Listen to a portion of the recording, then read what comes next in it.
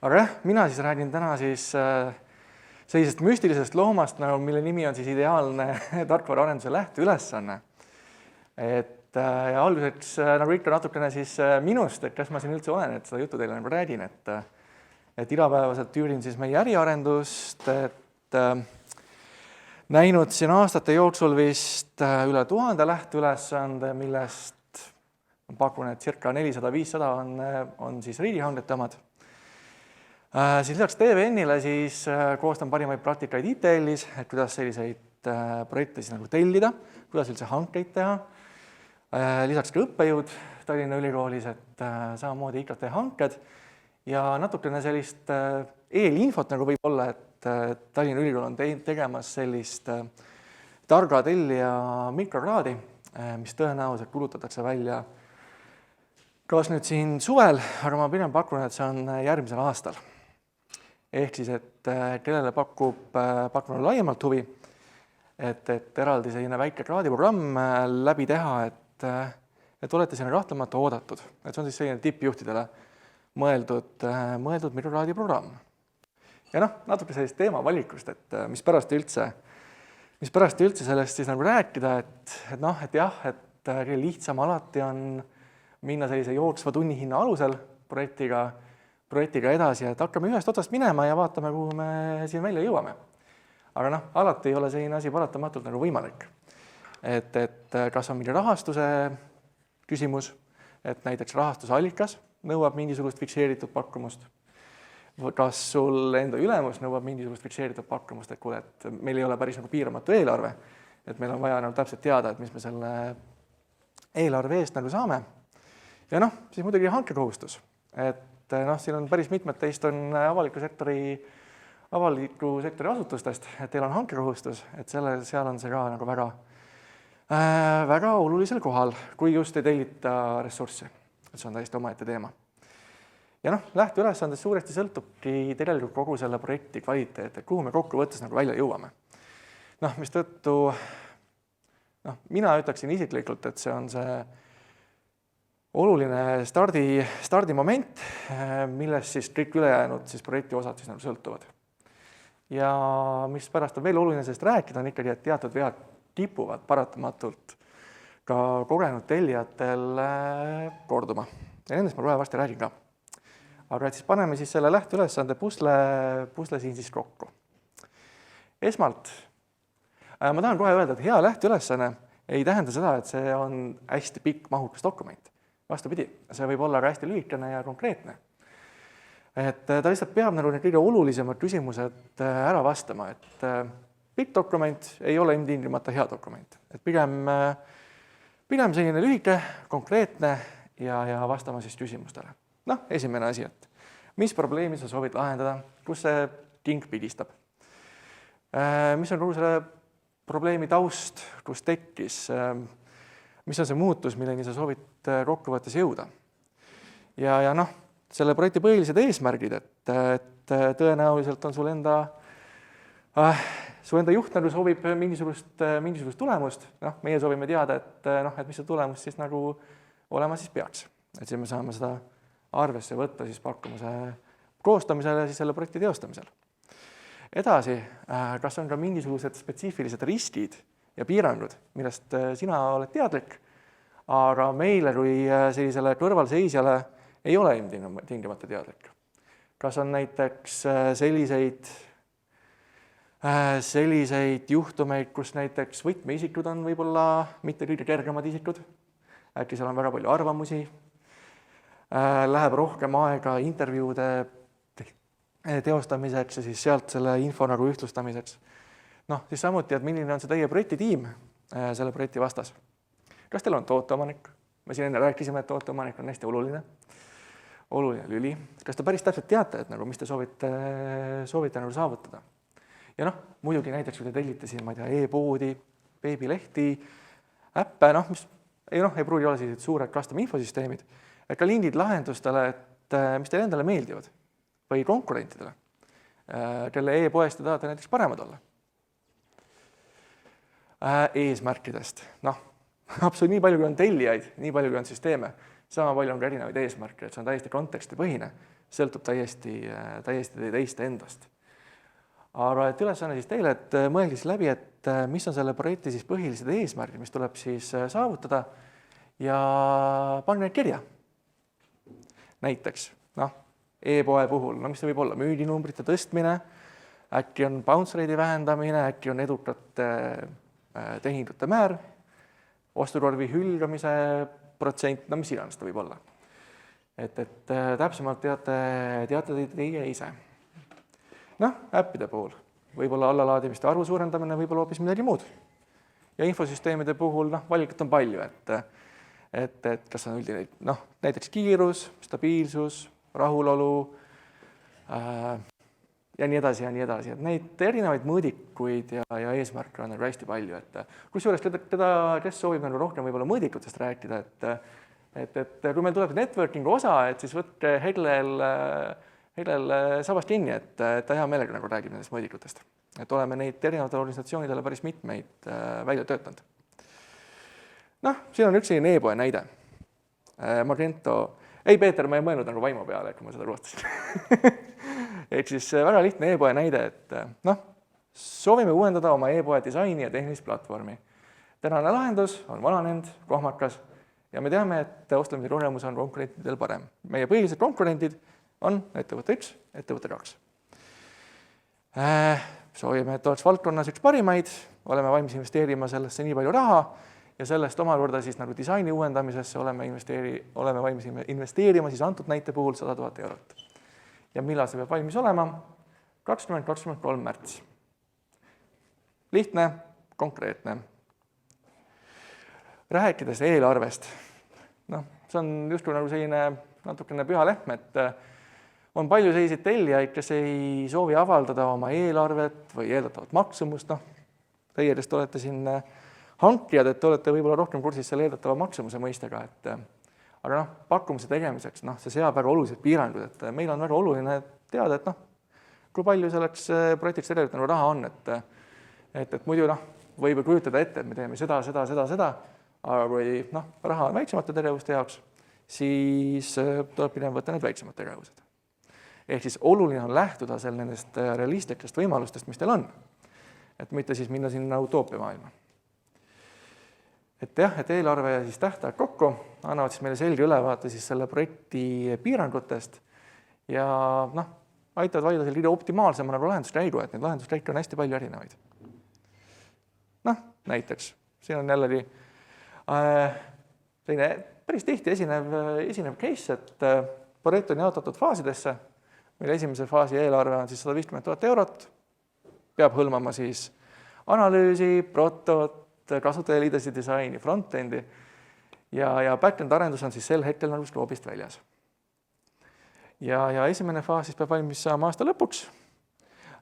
Siin on kirjas ka, et oleme valmis siis projekti aktiivselt panustama ja siis meie poolt on valmis vastas olemas, siis tähendab toote omanik ja ka projektijuht. Ja neid projekte, kus meil näiteks pakkumused on ebaõnnestunud või siis hanked kokkuvõttes on ebaõnnestunud või üldse need müügipäringud on ebaõnnestunud. Et päris tihti on see apsaka põhjus see, et ei ole seda eelarvet kirjas. Et kui eelarvet ei ole kirjas, siis ma olen näinud täiesti selliseid pakkumusi, või selliseid hankeid, kus reaalselt oli raha umbes näiteks 300 000, pakkumused tulid stiilis 500 000 üle selle. Ehk siis on hästi oluline, et panna see kirja. Et paratamatult, kui soovid on suured nõuded karmid ja eelarvet ei ütle, et siis võid saada seda eelarvet siis mitmekordselt ületavad pakkumused, et võib-olla kõige suurem oli vist, mis ma olen näinud, oli 3 korda üle selle tegeliku võimaluse.